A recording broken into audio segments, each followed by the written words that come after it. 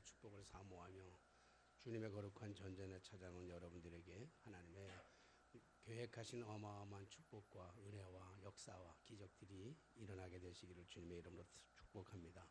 특별히 이 시간에 이 자리를 사모하면서 나오고 싶지만 여러 가지 이유로 사정으로 인해서 나오지 못하고 또 전국에서 특별히 또 우리 SNS를 듣고 계신 모든 성도님들에게도 하나님의 놀라우신 축복과 은혜가 넘쳐나게 되시기를 주님의 이름으로 축복합니다.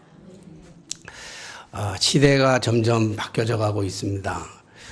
20세기까지는 한 시대, 모든 문화가 바뀌는 데는 몇백 년씩 걸려갔지만 21세기에 들어와서 시대의 변천사는 아주 급격하게 바뀌어지고 있습니다. 어떨 때는 10년에 한 번 정도 바뀌는 것도 있고 1년에 한 번에 바뀌는 것도 있고 자고 나면 바뀌는 것들도 있어지는 것들이 참 많습니다.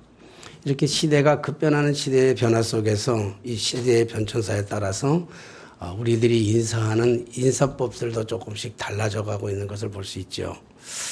6.25 전쟁 이전에 우리 어른들이 만나면 우리의 인사법, 우리나라 인사법은 뭐냐면 안녕히 주무셨습니까? 이런 인사법이었습니다. 잘 잤니? 만나면 어른들은 아이들을 만나면 잘 잤니? 이런 얘기고 또 우리가 어른들을 만나면 안녕히 주무셨습니까? 라고 하는 게 인사였어요. 왜냐하면 당시에는 돌림병과 같은 전염병 같은 것이 들리면 의술이나 의학이 발달되지 않았기 때문에 전염병 같은 데 들리면 사람이 금방 고치지를 못하기 때문에 죽기 때문에 살아있다고 하는 자체가 어떤 때는 기적인 것 같아서 그래서 자고 일어나서 살아있는 얼굴을 보면 너무 반가워서 안녕히 주무셨습니까? 잘 잤습니까? 잘 잤니? 이렇게 얘기합니다. 그러다가 6.25 사변 이후에 우리는 그 전쟁 이후에 여러 가지 경제적 어려움과 그리고 살기 어려운 시대에 보릿고개를 살아가면서 참 먹을 것이 많지 않은 정말 가난해서 먹을 것이 없을 때가 있었어요. 그때 우리가 사람들이 만나면 인사했던 게 뭐냐면 진지 잡수셨습니까? 라고 물었어요. 그렇게 인사했어요. 그리고 밥 먹었니? 이 인사법이죠. 아직도 우리 인사에 가끔 자다 만나면 밥 먹었니? 하는 우리 사람들이 만나면 우리 외국에서 우리 한국에 오면 그리고 우리 친한 친구들끼리 만나면 뭐라고 우리 한번 다음에 밥 한번 먹자 꼭 이렇게 얘기해요. 미국에서 좀 오랫동안 한국에서 미국 갔다 오래 살다 우리가 온 친구들이 한국에 와서 제일로 당황스러운 게 뭐냐면 이 친구들을 만나면 오래간만에 만나면 우리 언제 한번 밥 먹자 이렇게 얘기하죠. 그러면 미국 사람들은 반드시 밥 먹는 걸로 기억한다는 거예요. 근데 우리는 밥 안 먹고 그냥 지나갈 때가 너무 많죠. 그 사람들은 밥 먹을 때를 학수고대하다가 한국에 와서 밥 안 먹고 가는 경우도 참 많아요. 우리가 아직 문화가 우리가 인사가 아직 그렇게 몸에 배어 있는 경우가 참 많습니다. 진지 잡수셨습니까? 밥 먹었습니까? 밥 먹었니? 이런 인사를 그렇게 할 때가 참 많았습니다. 이제 조금 먹는 것에 대해서 해결이 되고 그다음에 많이 하니까 조금 풍성한 음식들이 있으니까 그 다음에 뭐라고 인사했냐면 밥 먹었습니까? 진지 잡수셨습니까? 식사했습니까? 밥 많이 먹었니? 이렇게 묻지 아니하고 잡수셨습니까? 묻지 아니하고 진지 많이 잡수세요. 아직도 저는 우리 교회에서 성도님들을 만나면 이 좀 습관적으로 자꾸 만나면 교인들한테 예배 끝나고 식사 자리에서 많이 잡수세요, 많이 잡수세요. 아직도 저는 그 버릇을 못 고친 것 같아요. 근데 요즘은 많이 잡수세요 하면 욕이에요. 많이 잡수세요 하면 그렇게 하면 욕이고 그래서 요즘 젊은이들이 보니까 대체적으로 젊은 사람들과 나이가 드셨어도 좀 센스가 있는 분들은 절대로 많이 잡수세요 이렇게 하지 않더라고요. 어떻게 얘기하시죠? 맛있게 잡수세요 이렇게 얘기하더라고요. 우리 애들도 보면 많이 잡수세요 이렇게 하잖아요. 많이 잡수는 건 이렇게 좋은 게 아니에요. 요즘은요. 맛있게 드시는 게 그게 복이라고 해요. 맛있게 드세요 라고 하는 인사법으로 바뀌게 됐습니다. 이런 문화의 변천사, 이런 세대의 변천사에 따라서 음식이 이렇게 인사법이 이렇게 달라졌죠. 그런데 요즘에는 이 음식물 쓰레기 때문에 대한민국도 몸살을 많이 앓고 있습니다. 하루에 서울에서만 버리는 음식 쓰레기만도 약 3,300톤 정도 된다고 그래요. 3,300톤이라고 하는 것은 잘 기억이 안 나겠지만 조그마한 짐차 포토라고 하는 게 1톤짜리예요. 1톤짜리 트럭입니다. 그 1톤짜리가 3,300대가 서 있다 이렇게 생각하면 돼요. 3,300톤을 하루에 음식 버리는 양이 그렇고 전국적으로는 13,000톤이나 버린답니다. 경제적 손실로 보면 연간 약 한 20조 원 정도 버리는데요. 처리 비용만도 해도 톤당 20만 원이고 약 8천억 정도를 우리가 쓰인다고 합니다. 안녕히 주무셨습니까? 진지는 잡수셨습니까? 많이 잡수세요. 그리고 맛있게 드세요. 라고 하는 이 문화. 그래서 음식이 차고도 넘치는, 먹고도 남고도 남는 이러한 시대를 살아가는, 이 세상 사람들이 이런 시대를 살아가는 그 속에서, 그래서 정말 행복하냐고요. 정말 그들이 행복하다고 먹는 것을 먹으면서 우리가 먹는 것을 가지고, 옛날에는 짜장면 한 그릇 가지고, 옛날에는 막걸리 찐빵 하나 그거 먹으면서 그 행복했던 시절. 제가 예수 믿게 된 동기는 친구가 학교에 찐빵을 싸가지고 왔는데, 보리떡이 찐빵도 아니에요. 보리개떡, 밥할 때 밥에다가 이렇게 밀가루 반죽해가지고 쑥 반 넣어가지고, 그때는 밀가루보다 쑥이 더 흔한 시대니까 밀가루에다가 쑥 반 해가지고 밥할 때 쪘는데, 그걸 또 점심이 대용이라고 가져와가지고 포장했는데 신문지에다 둘둘 말아와가지고 점심시간에 뜯으면 신문지 반, 떡 반, 밥풀 반 이런 것 있는데, 사실 그것도 잘 사는 집 애들이 가지고 온 도시락이에요. 그 도시락을 그 빵 한 조각 그 얻어먹고 그게 너무 행복해했고, 그 빵 한 조각 때문에 걔한테 코가 끼어가지고 걔가 교회 가자는 말에 떡 한 조각 얻어먹어가지고 거절할 수 없어서 교회 따라 나온 것이 제가 예수 믿게 된 동기고, 그것이 코가 끼어서 지금 목사로 살아가고 있습니다. 어쨌든 그 보리개떡 하나 그 조그만 떡 하나 먹으면서 글쎄 행복했다 이렇게 말하기는 좀 거시기하지만, 그러나 최소한 불행했다라고 생각하지는 않아요. 최소한. 그러나 지금 이렇게 음식물 쓰레기가 차고 넘쳐가는 이 시대에, 정말 먹을 것이 싸고도 차고도 넘친 이 시대에 우리가 먹고 또 먹고 또 먹고 또 먹으면서도 우리가 정말 그래서 행복하냐고요. 놀이문화의 변천사도 마찬가지입니다. 6.25 전쟁 이후에는 정말 놀이 문화라는 게 없었어요. 논다고 하는 자체가, 놀이한다고 하는 자체가 사치에 불과했습니다. 그래서 동네 나가서 고초를 줍는다든지 총알 탄피를 줍는다든지, 그리고 넉마를 해서 그래서 이렇게 먹고 사는 것. 또 그런 것도 안 되면 산에 가서 칡뿌리를 캔다든지, 아니면 산에 가서 솔잎이나 진달래꽃을 띄어서 먹는 그러한 시절이 있었습니다. 여러분들이 표정을 보니까 전혀 별로 동의하지 않는 표정인 것 같아요. 아마 절대로 동의하지 않는다면 아마 둘 중에 하나일 거예요. 그 시대를 안 살았든지 그 시대에 친일파든지, 아마 그렇지 않으면 우리 이 문화를 참 다 이해할 거예요. 그래서 우리는 그 어린 시절에 지금도 칡을 먹으면 너무 맛있어. 너무 좋아. 살 수가 없어서, 어디서 구할 수가 없어서 그러지, 구하기만 하면 그 칡뿌리를 먹으면서 참으로 행복했던 그런 시절이 있습니다. 어쨌든 칡을 파는 것도 하나의 놀이였어요. 산에 가서 진달래를 뜯는 것도 하나의 놀이였고, 누나를 따라가가지고 저 들녘에 가서 쑥을 캐는 것도 하나의 놀이였다고요. 그것이 우리의 놀이의 전부였어요. 다른 놀이, 사치야. 놀이한다는 자체가 사치였고, 그러다가 조금 살만해지니까 약간 먹을 게 조금 생겨나게 되니까, 그때 놀이가 뭐냐면 술래잡기, 고무줄 놀이, 말뚝박기, 땅 따먹기, 뭐 이런, 요즘 애들이 전혀 들으면 너무너무 생소한 그러한 이야기들이죠.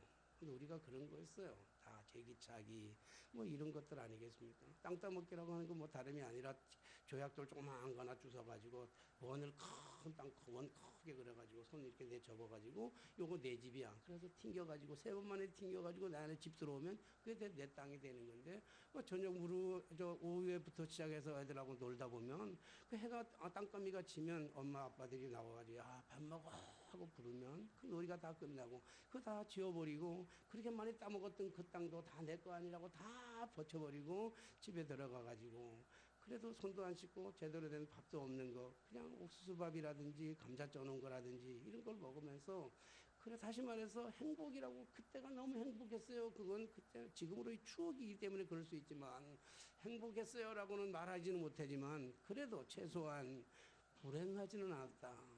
그냥 불행이라는 단어는 없었던 것 같아요. 참 재미났던 그런 시절들의 모습들이 볼 수가 있습니다. 그러다가 조금 우리가 살아가는 게 풍요로워지니까 살아가는 문화가, 놀이 문화가 조금 달라졌어요.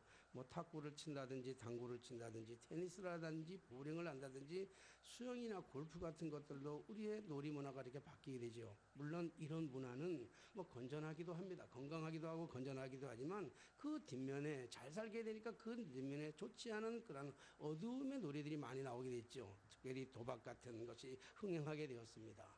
위나투, 나이롱뽕, 섰다, 도리지구땡, 고스톱, 마작 뭐 이런 것들요. 그리고 술집에 다니기도 하고 이제는 카바레나 클럽 같은 데 가가지고 이 놀이 문화를 즐기는 이 문화가 이렇게 확 바뀌어지는 이러한 삶의 모습을 봤습니다. 게다가 요즘 스마트폰이라고 하는 이 거대한 이 괴물이 등장함으로 말미암아 게임 중독이라는 데 빠져서 남녀노소 할 것 없이 그 게임에 빠져서 그렇게 뭐 누구랑 사람들과의 만남도 인격적인 만남도 할 수 없이 어떤 골방에 앉아서 방에 처박아서 어떤 그런 데 가가지고 그 엄청난 데 가가지고 게임 문화에 즐기기도 하기도 하고 마약 같은 걸 하기도 하고 그러니까 음란과 여러 가지 행위들을 하는 그것을 놀이를 하고 있습니다. 그런데 중요한 것은 그렇게 이렇게 문화의 변천 속에서 가장 화려한 시대를 살아가고 있는 이 시대의 현대인들의 삶 속에 정말 행복하냐고요. 행복은커녕 어쩌면 많은 사람들이 불행하다고 생각하면서 살아가는, 그래서 만족하지 못하는, 채워지지 않는데 삶에 뭔가 채워지지 아니하는 그것 때문에 때로는 손대지 말아야 될 때다가 손을 대고 가지 말아야 될 때다 가게 되고 보지 말아야 될 것을 보게 되고 듣지 말아야 될 것들에 대해서 우리가 보는 경우가 얼마나 많은지 모릅니다. 분명히 살기는 더 좋아졌는데 세상은 점점 더 무서워져 가고 있습니다. 세상은 점점 무시무시해져 가게 변하고 있습니다. 음란, 살인, 강간, 강도 이런 여러 가지 일들, 살인을 해도 그냥 살인하는 것이 아니라 살인을 해도 토막내서 살인하고 심지어 사랑하는 남편까지도 사랑해 죽이고 자식까지도 그냥 아낌없이 죽이는 이런 처절한 이 시대를, 정말 놀이 문화도 좋아졌고 먹을 것도 풍성한 이 시대인데도 불구하고 우리가 살아가는 우리의 삶 속에서는 더욱더 악랄한 모습으로 살아가고 정말로 행복을 찾아볼 수가 없고 불행한 시대를 살아가고 있는 것을 우리가 볼 수 있습니다. 오늘 본문의 말씀은 바로 이런 인간의 모습을 단면적으로 보여주고 있습니다. 오늘 성경 말씀이 이렇게 시작하고 있습니다. 아람 왕의 군대 장관 나아만은 그의 주인 앞에서 크고 존귀한 자니 이는 여호와께서 전에 그에게 아람을 구원하게 하셨습니다. 그는 큰 용사나 나병 환자더라. 나아만 장군은 모든 행복의 조건을 다 갖추고 있는 군인이었습니다. 왕의 다음의 권력을 가지고 있는, 그래서 군복을 입고 서 있으면 그 어깨에 그 가슴에 훈장들이 번쩍번쩍 빛나는 그런 사람이었습니다. 그래서 군복을 입고 밖에 나가게 되면 모든 사람들이 그를 쳐다보며 부러움의 대상이었습니다. 그러나 나아만은 정말 행복했냐고요. 그는 군복만 벗으면 온몸이 썩어져가는 나병 환자에 불과했습니다. 군복을 벗으면 온몸에 나병으로 인해서 희끗희끗한 점들, 상처들, 씻을 수 없는 그런 아픈 것들이 그의 온몸을 감싸고 있었습니다. 성경은 그래서 나아만은 존귀한 자나, 크고 존귀한 자나 나병 환자였다 이렇게 말합니다. 모든 것을 다 누리면서도 가장 불행한 사람, 가장 불행했던 사람, 그 사람이 어쩌면 나아만 장군입니다. 사랑하신 여러분, 아무리 무엇을 가지고 있다 할지라도, 아무리 부귀와 영화를 가지고 있다 할지라도 그가 나병 환자라고 하는 사실을 안다면 누가 그 나병 환자를 부러워할 사람이 어디 있겠습니까? 오늘 이 모습이 어쩌면 현대인들이 살아가고 있는 우리의 모습이 아닐까라고 저는 말씀을 보면서 그렇게 생각해 보았습니다. 겉으로는 화려합니다. 겉으로는 너무 화려합니다. 없는 게 없습니다. 부족한 게 없는데 속으로는 울고 있습니다. 속으로는 두려워하고 있습니다. 속으로는 무서워하고 있습니다. 속으로는 좌절하고 있습니다. 좋은 집에 살고 있으면서도, 좋은 차를 타고 다니면서도, 그리고 최고의 음식을 먹으면서도, 그리고 좋은 볕들을 주변에 두었음에도 불구하고, 그리고 시간 날 때마다 적당한 여가 운동을 즐기고 오락과 취미생활을 찾아하면서 그런 사람들의 모습 속에서 그들이 정말로 행복하냐고 묻고 싶습니다. 그러므로 우리는 나만만 장군이 입고 있는 군복위에 그 화려하고 빛나는 훈장을 보면서 부러워할 것이 아니고, 군복 너머에 나병으로 인해서 울고 있는 그 나만, 나병 때문에 괴로워하고 있는 그 나만, 나병으로 인해서 절망과 두려움 속에 울고 있는 그 나만을 볼 줄 아는 눈이 열려야만 영안이 열리는 것이고, 그때 비로소 믿음이라고 하는 것이 생겨나기 시작하는 것입니다. 지난 7월 16일 오후 4시 22분쯤입니다. 지난주죠. 얼마 지나지도 않은 그때 우리가 잘 알고 있다시피 전 새누리당, 지금 전신 자유한국당의 전신이었던 그 전 새누리당 정두원 의원이 자살했다는 기사가 실렸습니다. 저는 개인적으로 정두원 의원을 상당히 좋아했던 사람입니다. 정치적인 어떤 그런 얘기가 아니고, 교회에서는 정치적인 얘기 안 하니까 어쨌든 저는 정두원 의원을 개인적으로는 상당히 좋아했던 사람입니다. 근데 서울대 상경대학을 졸업한 후에 경제학 박사로서 한때는 왕의 남자라고 하는 호칭까지 불렀던 사람입니다. 제24회 행정고시를 패스하고 그리고 정치국 공식적으로 공직에 입문하면서 정치에도 같이 입문하게 됩니다. 그리고 2008년 이명박 대통령 만들기에 아주 최1등 공신이죠. 사실 저는 그랬던 정두원 씨를 좋아하는 건 아니고요. 사실 그랬을 때는 제가 정두원이 누군지 몰랐습니다. 관심이 없기 때문에 정두원이 뭐 하는 사람도 몰랐고 다 몰랐던 사람입니다. 그런데 그가 정치 권력 싸움에서 밀려났잖아요.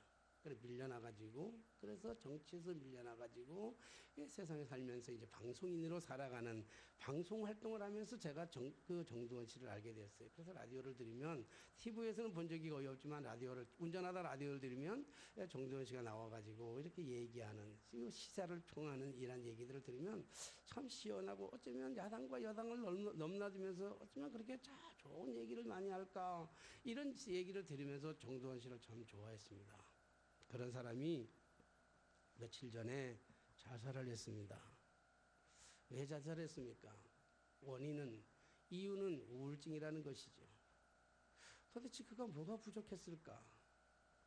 그런 생각을 하면서 또 다른 한편으로 생각해 보면 그는 얼마나 힘들었을까?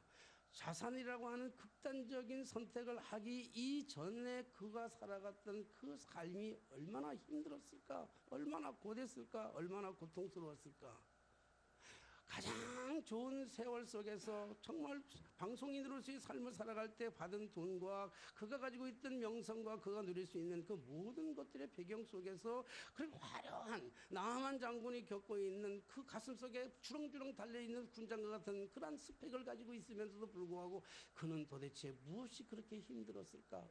그리고 또 얼마나 힘들었으면 자살이라고 하는 극단적인 선택을 했을까라고 생각했습니다.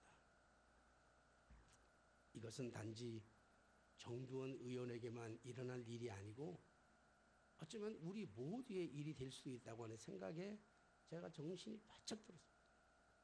그리고 난 뭐 해야 될까? 정말 나는 목사로서 이런 시대를 살아가고 있는 성도들에게 나는 도대체 뭐라고 얘기할까? 어떻게 얘기해야 될까? 어떻게 살아가야 된다고 얘기할까라고 정신이 바짝 들었습니다. 사랑하는 성도 여러분, 나만 장군과 정두원의 겉모습이 너무너무 비슷하지 않습니까? 환경이나 조건, 화려한 스펙, 권력, 인기 같은 것들. 그러나 그들의 뒷면에서 여전히 나병 때문에, 고통 때문에 울부짖고 있는 그 아픔 때문에, 슬픔 때문에, 두려움 때문에 둘 다 우울증에 빠질 수 있다는 것입니다. 그래서 저들이 정말로 가지고 있는 그 많은 스펙 때문에 행복했냐, 이렇게 볼 수가 있습니다. 그런데 제 주변에 이런 분들이 너무 많다는 것에 깜짝 놀랐습니다. 가진 것이 부족해서가 아니고 아는 것이 없어서가 아니고 다 가지고 있는데도 다 알고 있으면서도 다 누리면서도 상대적 박탈감 때문에 오는 것 때문에 괴로워하고 힘들어하고 그리고 그것 때문에 우울증과 공황장애를 겪고 있는 사람들이 제 주변에 너무 많이 있다는 것을 발견하게 되었습니다. 직장 때문에 직장 문제 한 가지 문제가 해결되지 않은 다 되어 있으면서도 직장 문제 하나 때문에 그래서 우울증을 겪고 있는 사람, 입시 문제 때문에 가난 때문에 질병 때문에 악연 때문에 그것 때문에 발목이 잡혀서 그 우울증으로 시달리는 사람들이 내 주변에 너무 많다는 거예요. 지난 한 주간 동안에도 사실 만난 사람들 중에서 다 가지고 있으면서도 이렇게 얘기하는 사람 봤어요. 아파트 베란다에 서면 그냥 떨어지고 싶대. 실제로 만났어요. 아파트의 베란다에 쓰면 그 좋은 아파트 한강이 다 내려다 보이는 그러한 좋은 아파트인데도 불구하고 그 베란다에 서면 그냥 뛰어내리고 싶대. 이렇게 뛰어내리면 끝날 텐데, 이렇게 뛰어내리면 아무것도 아닐 텐데, 이렇게 뛰어내리면 인생의 모든 아픔도 그 부분도 다 사라질 텐데, 그래서 그 뛰어내리고 싶은 충동이 너무 들어서 요즘 베란다 나가는 게 무섭다라고 얘기하더라고요. 또 어떤 사람은 얘기해요. 잠수교를 운전할 수가 없대. 잠수교를 운전하게 되면 그 잠수교가 통행이 많지 않아서 잠수교로 가면 빠른데 잠수교로 가면 너무 무섭대. 잠수교로 가면 그냥 그런 생각이 드는데 잠수 운전하고 잠수교 하다가 이 핸들대를 그냥 갑자기 들고 그냥 저 강가로 들어가면 얼마나 좋을까. 이게 의학적으로 보면 이게 뭐냐면 이게 우울증의 증상이래요. 들어가는 거야. 그래서 그리는 얘기하더라고. 그래서 잠수교를 절대로 안 간대요. 잠수교를 가면 그럴 것 같아서 잠수교를 안 가고 그 반포대교 위를 그냥 간대요. 절대로 잠수교 내려가지 않고 반포를 지나간다라고 하는 그런 분의 얘기를 들은 적도 있어요. 먼 옛날 얘기가 아니라 바로 지난주에 있었던 이야기들입니다. 지난주에 나랑 가깝게 지내던 사람들, 나랑 잘 아는 사람들을 만났는데 그 사람들이 얘기하는 목사인 나에게 얘기하는 그들의 마음이 뭐냐면 그런 거예요. 화려한 스펙과 화려한 인기와 화려한 권력과 그 좋은 어마어마하게 좋은 집에 살고 있고 그 어마어마한 좋은 차를 나는 상상도 못하는 차를 타고 다니는 그 사람들의 내면 속에 지금 한없이 울고 있는 고통스러워하는 괴로워하는 두려워하는 그들의 모습을 저는 바라볼 수밖에 없었습니다. 사랑하신 성도 여러분, 나만 장군과 전don 의원이 너무나 비슷한 조건을 가지고 있습니다. 비슷한 문제로 비슷하게 괴로워하고 비슷하게 고통스러워하고 비슷하게 우울증에 걸려가지고 힘들어하지만 다른 점이 하나 있었다고 한다면 나만 장군 곁에서는 복음을 전해주는 사람이 있었고 정두원 의원 곁에는 복음을 말해주는 사람이 없었다는 거예요. 설사 정두원 의원 옆에 복음을 말해주는 사람이 있었다 할지라도 정두원 의원은 그 복음을 받아들이질 않았어요. 복음을 말해줬어도 아마 건성으로 들었을 거예요. 그래서 복음을 말해주었으면 복음을 받아들이지 아니하고 그냥 복음 자기의 생각대로 자기의 방법대로 자기의 선택대로 자살이라고 하는 극단적인 것을 선택하게 되었죠. 복음을 듣고 복음대로 살아가는 사람과 복음을 듣고도 자기 생각대로 살아가는 사람의 결과는 하늘과 땅만큼의 엄청난 차이가 있었습니다. 자살하는 사람들이 한 가지 모르는 경우가 있어요. 우리는 자살할 것도 아니고 이미 자살한 사람한테도 말할 것도 없지만 여러분, 자살하는 사람들이 한 가지 한편으로 생각해 보면 그런 생각이 들어요. 얼마나 힘들었으면. 저도 그런 경험이 참 많았어요. 힘든 과정이 수없이 많았다고요. 고통스러운 시간들이 정말 많았어요. 정말 내일이 없을 것 같은, 내일이 내게 약속이 없을 것 같은 그 인생의 그 길목에 있어서 너무 힘들어서 너무 어려워서 그래서 그냥 이거 어떻게 내일을 경험할 수 있을까? 이럴 정도로 차라리 정말 이 세상 사는 것보단 죽는 게 낫겠다라고 그런 생각을 할 때도 저도 많이 있었습니다. 뭐 누구에게나 다 있는 것들이에요. 다 있어요. 그런데 자살하는 사람들이 한 가지 모르는 이유가 있다면 자살하는 것으로 끝이 아니라는 거예요. 자살이 끝난다고 한다면 자살보다 더 쉬운 게 어디 있어요? 제일 쉬운 선택이 자살입니다. 그런데 자살은 미안하지만 자살은 끝이 아니에요. 사랑하는 성도 여러분, 세상 사람들이 뭐라 그러는지 간에 우리 예수 믿는 사람들은 분명하게 알고 있는 것은 천국과 지옥이 있다는 사실을 분명히 알게 될 줄로 믿습니다. 세상 사람들은 세상 사람들은 한 번 죽고 한 번 살고 두 번 죽는다 그러고, 우리는 한 번 살고 영원히 사는 거지요. 이 사람 이거 지옥이라는 걸 몰라서 그래. 지옥이라 죽으면 끝나는 게 아니에요. 그냥 죽으면 내가 자살로 끝나버려가지고 내가 죽으면 끝나는 것이 아니라, 죽으면 어디 갑니까? 지옥에 가는데, 지옥에 가게 되면 결국 죽을 수가 없는 거예요. 죽고 싶어서 죽을 수가 없는 거예요. 그 타오르는 그 고통 속에서, 그 고통 속에서, 그 아픔 속에서 지옥은 이제 죽었으면 좋겠다고 하는데 죽을 수가 없는 게, 그게 부자와 나사로의 비유에서 나오는 거 아닙니까? 부자가 지옥에 갔을 때 죽을 수가 없는 거야. 타오르는 것. 죽고 싶어서 죽을 수가 없는 거예요. 우리 육체가 죽는다고 해서 그게 끝나는 게 아니라고요. 예수 믿는 사람들이 예수 믿다가 죽으면 결국 천국이라고 하는 영원한 세상에서 영원히 살아가면서 행복과 기쁨과 아픔도 없고 아픔도 없고 슬픔도 없고 분쟁도 없고, 그런 영원한 곳에서 우리가 살아가는 것이죠. 이 땅에 누릴 수 없는 그 어마어마한 축복을 누리면서 살아갈 수 있는 것 천국이고, 반대로 지옥이라고 하는 것은 우리가 그 고통 속에 살아가게 되는데, 그 고통은 내가 끝내고 싶어도 끝낼 수 없는 게 지옥인데, 자살하는 사람들이 알지 못하고 정말 알지 못하는 그 한 가지는 지옥이 있다는 사실을 모르기 때문에 그래요. 오늘 나아만 장군과 그 정두원 의원이 너무 비슷한 점을 가지고, 공통적인 점을 가지고 살아가면서 한 가지 달랐던 것은, 그것은 복음의 말씀을 들었느냐 듣지 않았느냐라고 하는 것입니다. 물론 들었느냐 듣지 않았는 것보다 더 중요한 것은 그 복음의 말씀대로 행했느냐 안 했느냐가 중요합니다. 오늘 나아만 장군은 오늘 그 잡아온 소녀, 포로로 잡아온 집에서 있는 식모 같은, 아니 종 같은 계집 요종의 소리에 귀를 기울였다고 하는 거예요. 아람왕 군대장관 나아만은 그의 주인 앞에서 크고 존귀한 자니, 이는 여호와께서 전에 그에게 아람을 구원하게 하셨습니다. 그는 큰 용사나 나병 환자더라. 그는 모든 것을 가지고 있는 사람이었지만 가장 불행한 사람이었다라고 성경은 말하고 있습니다.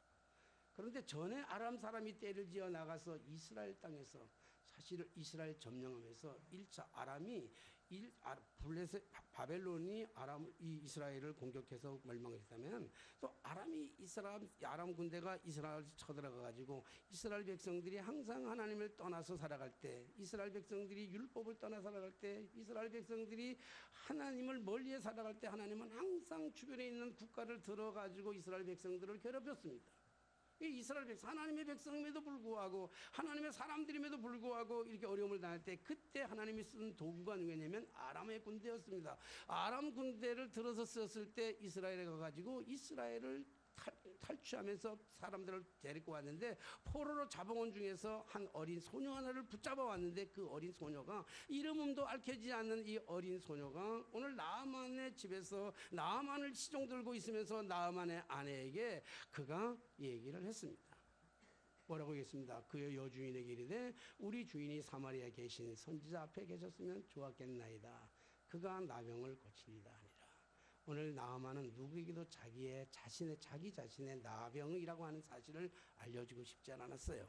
그래서 사람들을 만날 때마다 화려한 군복을 입고 번쩍이는 그 훈장을 달고 사람들 앞에 겉에 있는 자신의 모습만 사람들을 보면서 마치 그것이 자기 인양 사람들에게 보이면서 살아갔다고요.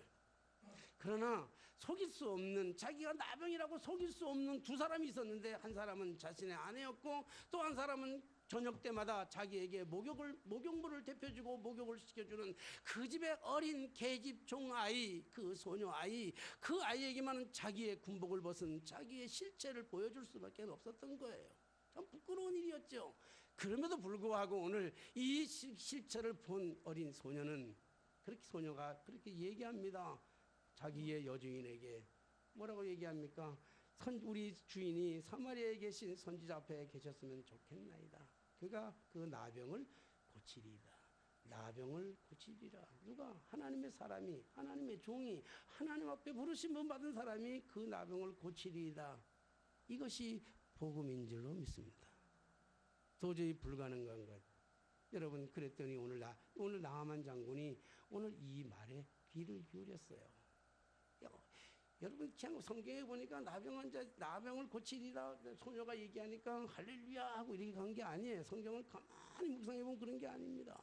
여러분, 나만이 어린 계집 아이의 그 종의 소리를 듣는다고 하는 것은 정말로 불가능한 일입니다. 말할 수 없는 일입니다. 할 수 없는 일입니다. 어떻게 그 계집종 아이가 감히 상전 앞에 그런 얘기를 할 수 있으며 어떻게 그 얘기를 듣고 따라간단 말입니까?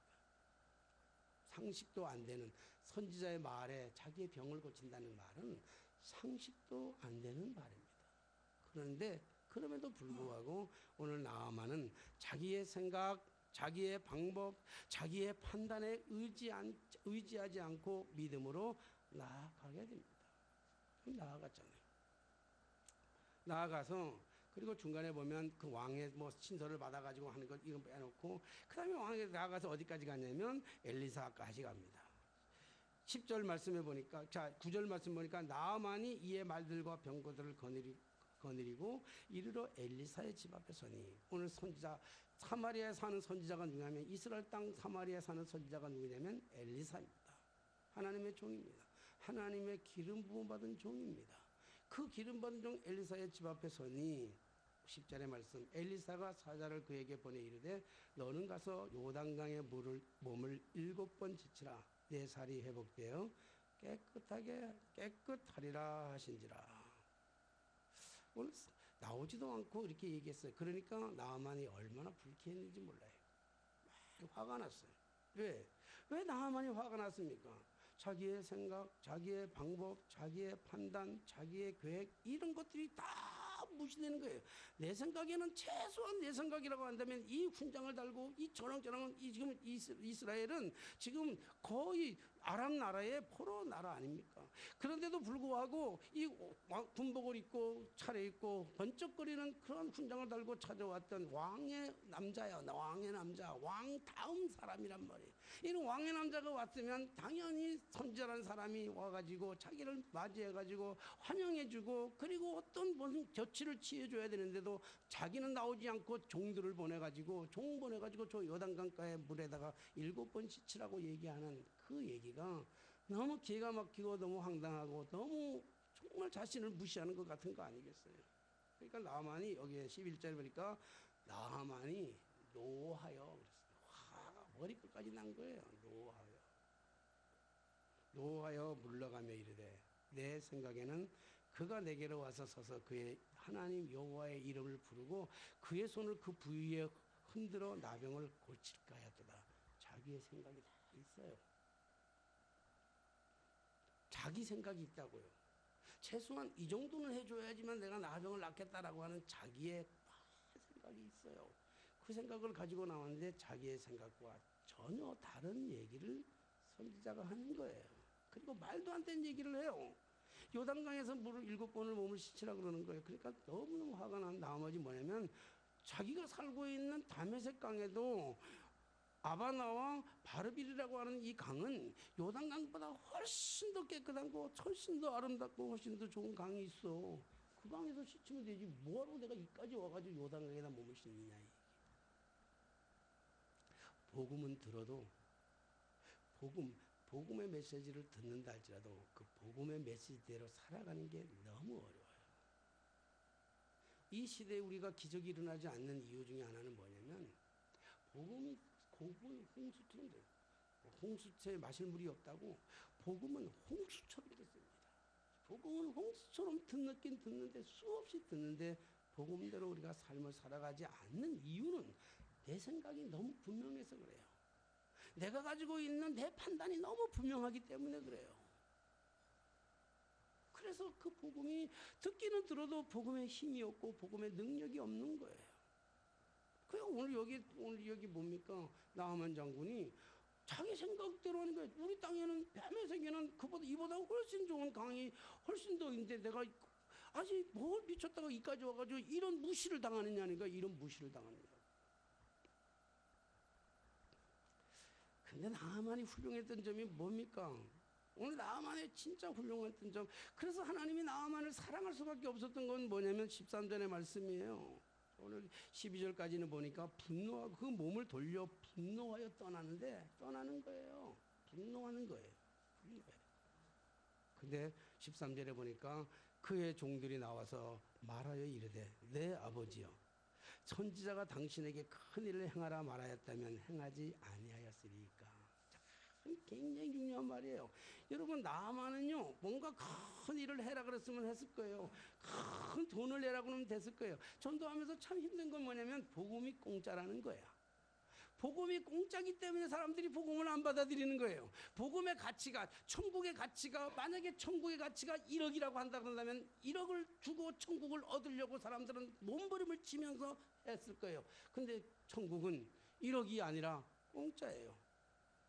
구원받는 것은 돈 내고 구원받는 게 아니라 공짜로 구원을 받는 거예요. 값없이 구원을 받는 거예요. 근데 여러분, 값없이 구원을 받는다고 해서 그 값없이 똥값이 아니라는 거예요. 값을 매길 수가 없기 때문에 얼마를 매겨야 돼? 천국을 소유하는데 얼마짜리면 되겠어요?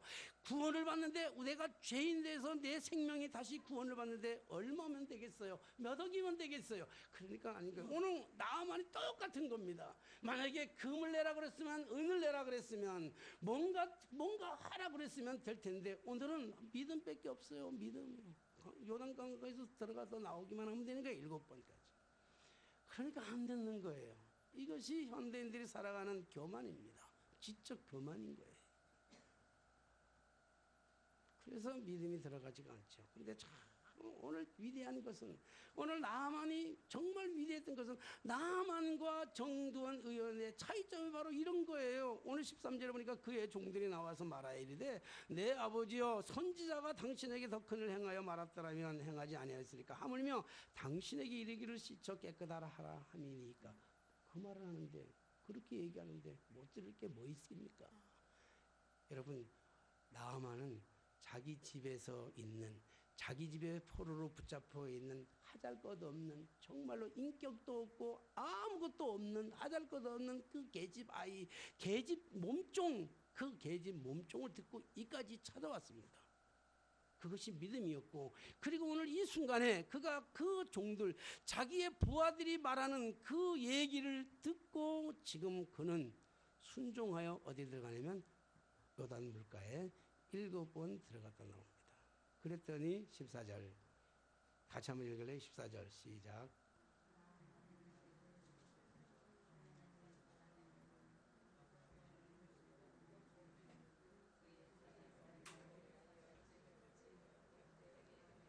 예, 요단강에 7번 몸담고 나와가지고 깨끗해진 줄로 믿습니다.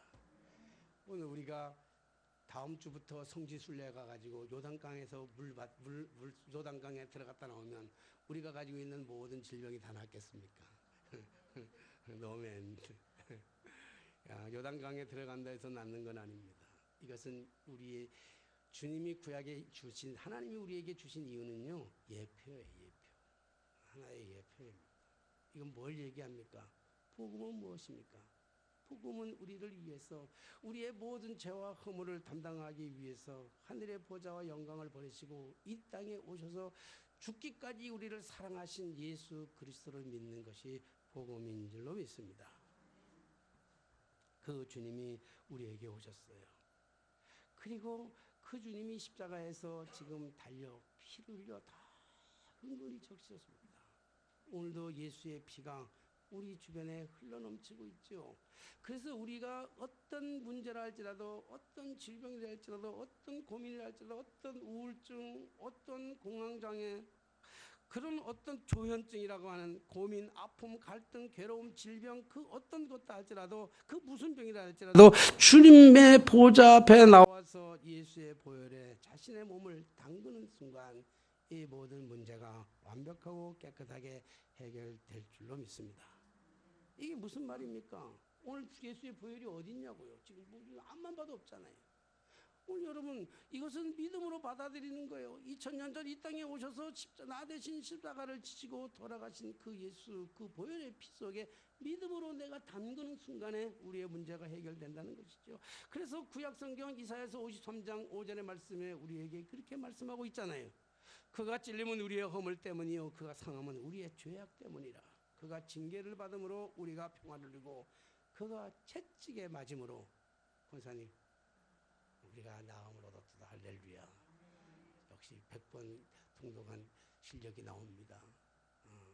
우리 그가 채찍에 맞음으로, 오늘 우리의 질고 때문에 그가 채찍에 맞음으로 우리의 모든 생각, 내 판단, 내 뜻, 내 계획, 내 방법대로가 아니라 나의 모든 것을 한 예수 그리스도의 십자가 앞에 철저하게 내려놓고 믿음으로 예수의 보혈에 내 몸을 담그면, 내 얼을 담그면, 내 정신과 내 영혼을 담그면 주님께서 우리의 모든 문제를 완벽하게 해결해 주실 줄로 믿습니다. 믿음이라는 것을 하는 것은 인정하고 받아들이는 것입니다. 사랑하신 여러분, 기적은, 믿음은 들음에서 나오고 기적은 그 들음을 행동으로 옮길 때 기적의 역사가 나타나게 되는 줄로 믿습니다. 오늘 이 놀라운 기적의 역사가 오늘 우리의 삶 속에 어떠한 삶을 살아가 누구에게나 있는 정말 한쪽 모퉁이 속에서 끊임없이 두려움과 끊임없는 우울증과 끊임없는 공황장애에서 힘들어하는 그 어떤 문제를 할지라도 주님의 보혈에 내 몸을 맡기면, 내 몸을 씻기면 우리 모두가 온전하고 완전하게 회복될 줄로 믿습니다. 여러분들이 믿음 안에서 승리하는 거룩한 성도들이 다 되게 되시기를 주님의 이름으로 축원합니다. 기도하겠습니다.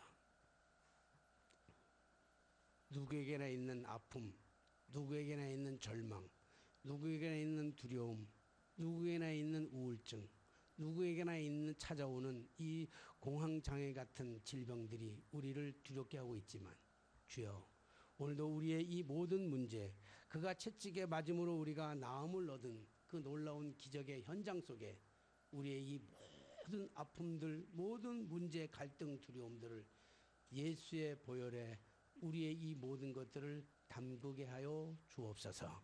예수님의 이름으로 기도하옵나이다. 아멘. 찬송가 50